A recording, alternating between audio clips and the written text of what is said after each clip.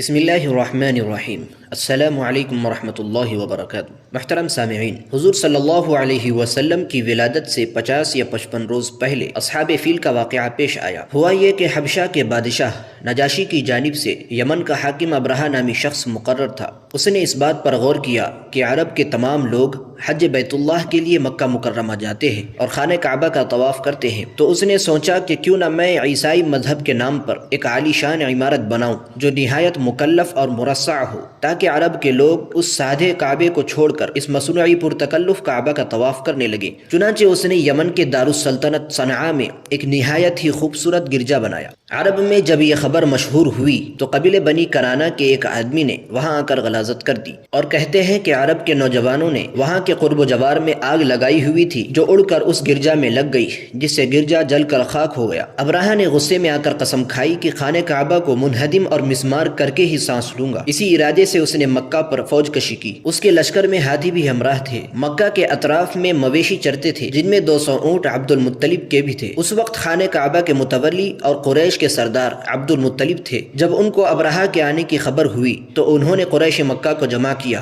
اور کہا کہ گھبراؤ نہیں، مکہ کو خالی کر دو۔ خانہ کعبہ کو کوئی منہدم نہیں کر سکتا، یہ اللہ کا گھر ہے، وہ خود اس کی حفاظت کرے گا۔ اس کے بعد عبد المطلب ابرہہ سے ملنے گئے۔ ابرہہ نے ان کا شاندار استقبال کیا اور ان کے اعزاز و اکرام میں خود تخت سے اتر کر اپنے ساتھ فرش پر بٹھایا۔ گفتگو کے دوران عبد المطلب نے اپنے اونٹوں کی رہائی کا مطالبہ کیا۔ ابرہہ نے تعجب سے پوچھا، تم نے مجھ سے اپنے اونٹوں کے بارے میں پوچھا اور خانہ کعبہ کے بارے میں کچھ نہ پوچھا، جو تمہارا اور تمہارے آباء و اجداد کا دین اور مذہب ہے، اس کے بارے میں تم نے کوئی بات نہیں کی۔ عبد المطلب نے جواب دیا، میں اونٹوں کا مالک ہوں، اس لیے میں نے اونٹوں کا سوال کیا، اور کعبہ کا مالک خدا ہے، وہ خود اپنے گھر کو بچائے گا۔ ابرہہ نے تھوڑی دیر خاموشی کے بعد اونٹوں کی رہائی کا حکم دیا۔ واپس آ کر عبد المطلب نے قریش کو حکم دیا کہ مکہ خالی کرے، اور تمام اونٹ خانہ کعبہ کی نظر کر دیے، اور چند آدمیوں کو ساتھ لے کر کعبے کے دروازے پر حاضر ہوئے اور گڑ گڑا کر دعائیں مانگی اور دعائیہ اشعار پڑھے، جن کا مطلب یہ ہے، اے اللہ،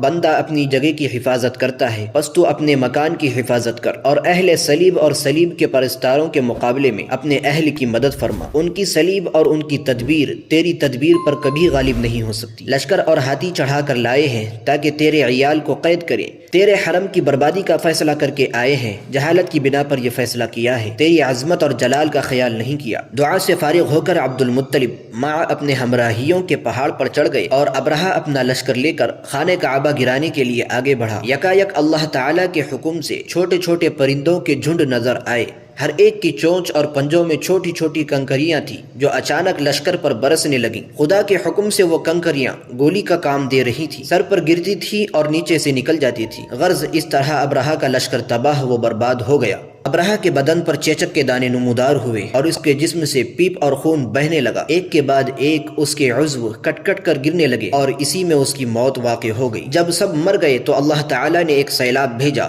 جو سب کو بہا کر دریا میں لے گیا۔ ابرہہ کی لشکر کشی اور اس کی تباہی کا واقعہ ماہ محرم الحرام میں پیش آیا، جبکہ آپ صلی اللہ علیہ وسلم کی ولادت کا زمانہ بالکل قریب آ چکا تھا، اور یہ واقعہ آپ صلی اللہ علیہ وسلم کی آمد کی نشانی تھی، اور اس واقعے سے 50 یا 55 روز بعد حضور صلی اللہ علیہ وسلم کی ولادت باسعادت ظہور میں آئی۔ انشاءاللہ اگلی قسط حضور صلی اللہ علیہ وسلم کی ولادت باسعادت پر ہوگی۔ السلام علیکم ورحمۃ اللہ وبرکاتہ۔